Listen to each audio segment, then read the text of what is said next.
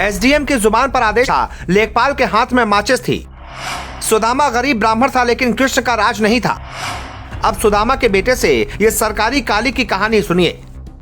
कंधे पर सितारे, कलम में पावर, राजा की शह, सियासी लालच और सामंती सोच क्या ना करवा दे। फिर क्या डीएम, क्या एसडीएम, क्या एएसपी, क्या एसएचओ, क्या लेखपाल और क्या सिपाही, क्या अर्दली, सबके सब अपने आप को राजा ही समझने लगते हैं। फिर राजा जो कहे वही वचन और उस राजा का वचन ही शासन। कानपुर देहात में हुई हृदय विदारक घटना के बाद जिस तरह घटना में शामिल अधिकारियों की कुंडली खुलती जा रही है, उससे तो आम आदमी का सिस्टम से भरोसा ही उड़ जाएगा। डीएम से लेकर एसएचओ, हर एक अधिकारी ने इस गरीब की छत उजाड़ने में जितना योगदान दिया है उसे सबको जानना चाहिए। गाँव के ही कुछ लोगों की शिकायत पर प्रशासन ने एक परिवार का पक्का मकान गिरा दिया।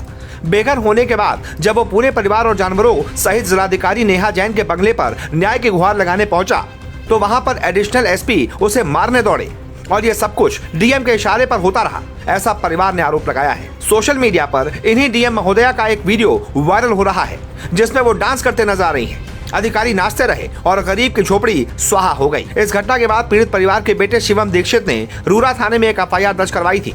इस दर्ज की गई एफआईआर के अनुसार फरियादी के दादा और घर के वर्तमान मुखिया कृष्ण गोपाल दीक्षित के पिता ने करीब 100 साल पहले एक बगीचा विकसित किया था। उसी जगह पर तकरीबन 20 साल पहले उन्होंने अपना पक्का घर बनवाया था। 14 जनवरी को मैथा तहसील के एसडीएम, तहसीलदार, कानूनगो और लेखपाल स्थानीय रूरा थाने के प्रभारी दिनेश कुमार गौतम के साथ अचानक घर के बाहर आ धमके। उनके साथ 15 सिपाही और एक बुलडोजर भी था। इसके बाद पुलिस प्रशासन के अधिकारियों ने बिना किसी पूर्व नोटिस और सूचना के ही उनका घर गिरा दिया।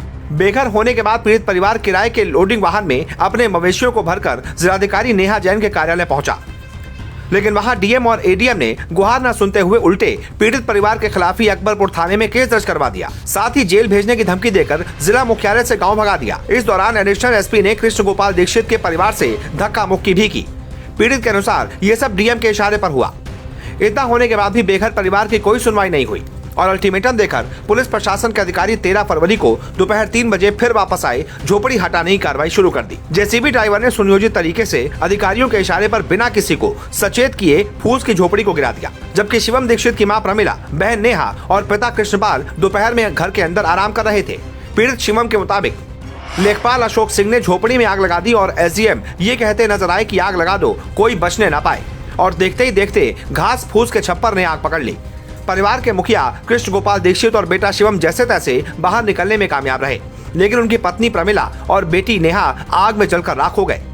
रूरा थाना अध्यक्ष दिनेश गौतम और अन्य 15 पुलिसकर्मियों ने बाहर बचकर निकले पिता और बेटे को आग में फेंकने तक की कोशिश की। इस घटना के बाद सपा प्रमुख अखिलेश यादव ने समाजवादी पार्टी के ट्विटर हैंडल को रीट्वीट किया है। ट्वीट में लिखा है, मृतक का बेटा नाम लेकर प्रशासनिक अधिकारियों के दोषी ठहरा रहा है। आप लोग हत्या की साजिश, वसूली, धमकाने जैसी संगीन धाराओं में दोषी इन सभी अधिकारियों पर मुकदमा लिखकर कब जेल भेजेंगे?